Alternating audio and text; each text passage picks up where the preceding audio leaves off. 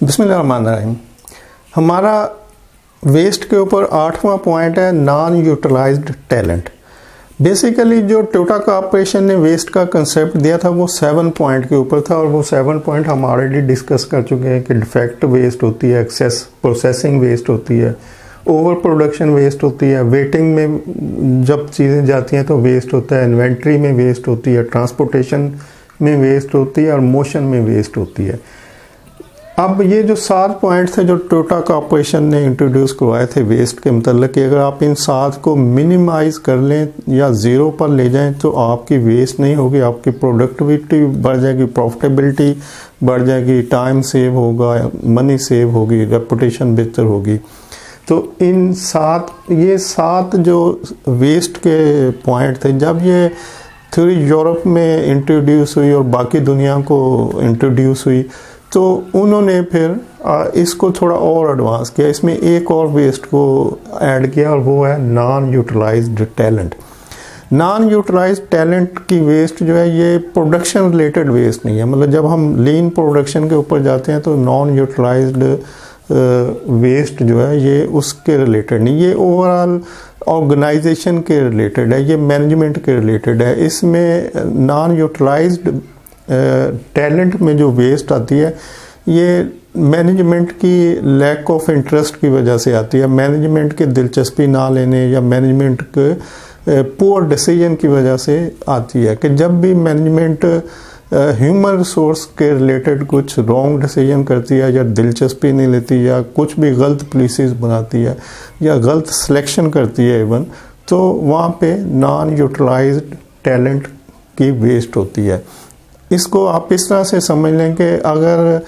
एक जॉब के लिए जिस एक्सपीरियंस का बंदा चाहिए, जिस टैलेंट का बंदा चाहिए, जिस स्किल का बंदा चाहिए,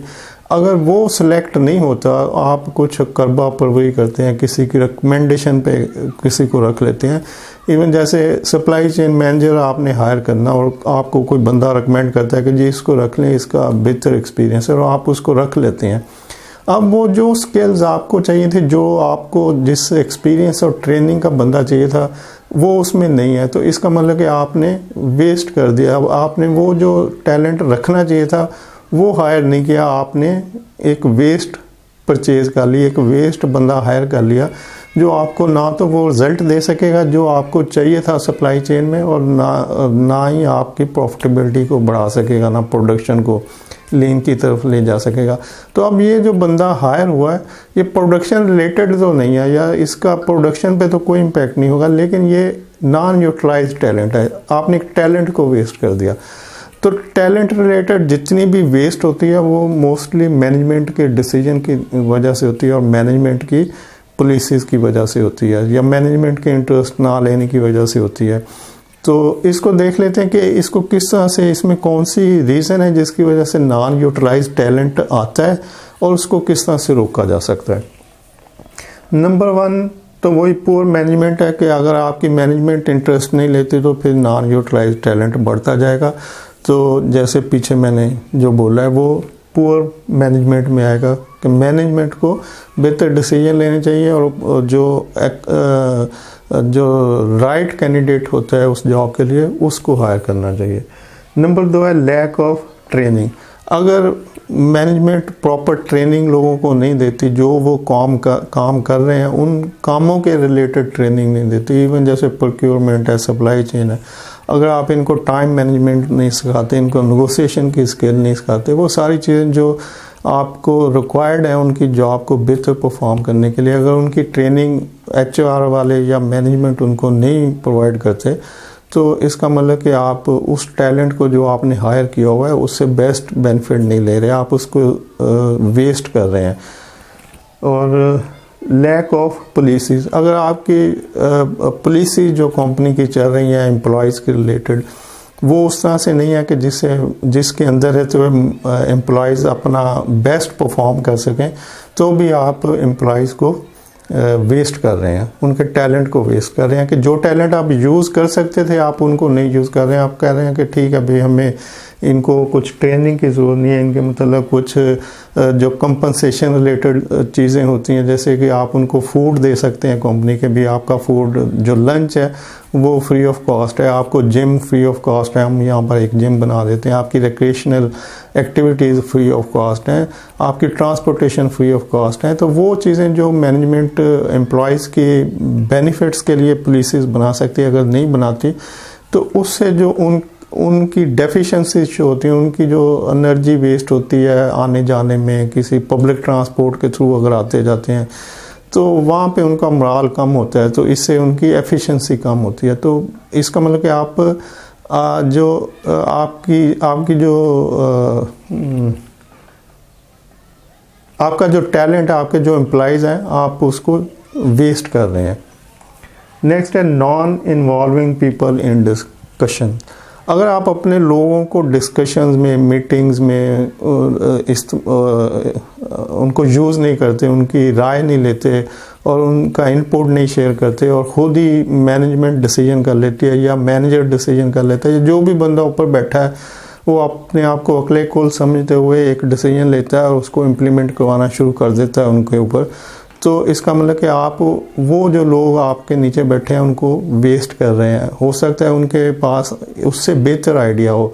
जब भी मीटिंग्स होती हैं तो लोगों को शेयर करना चाहिए, अपने थॉट्स देने चाहिए उस टॉपिक के मतलब जिसके ऊपर डिस्कशंस हो रही हैं। तो अगर इस तरह की प्रैक्टिस नहीं होती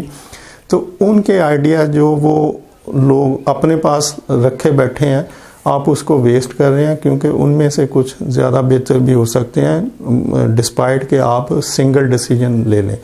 तो वो वेस्ट जो आपकी जो टैलेंट फोर्स है, जो आपके एम्प्लॉइज़ हैं, अगर आप उनको शेयरिंग में नहीं लेते तो वो जो आइडियाज़ वेस्ट हो रहे हैं, इसको टैलेंट की वेस्ट कहेंगे।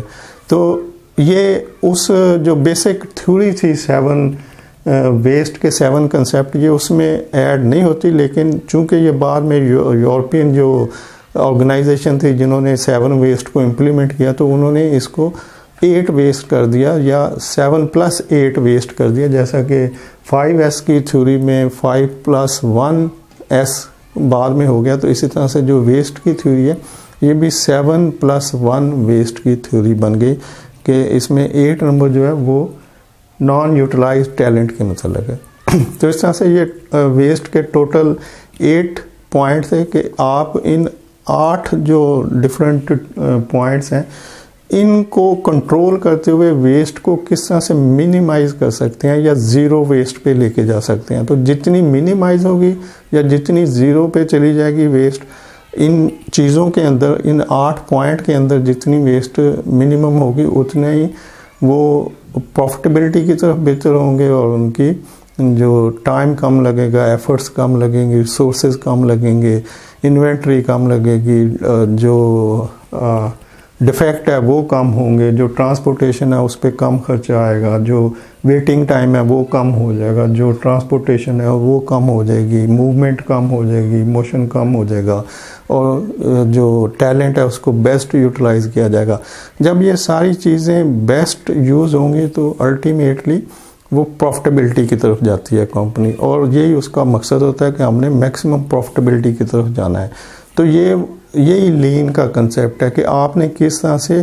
टू द पॉइंट काम को करना है। आपने जो भी काम कर रहे हैं, आप ऑफिस में कर रहे हैं, प्रोडक्शन लाइन में कर रहे हैं, तो आपने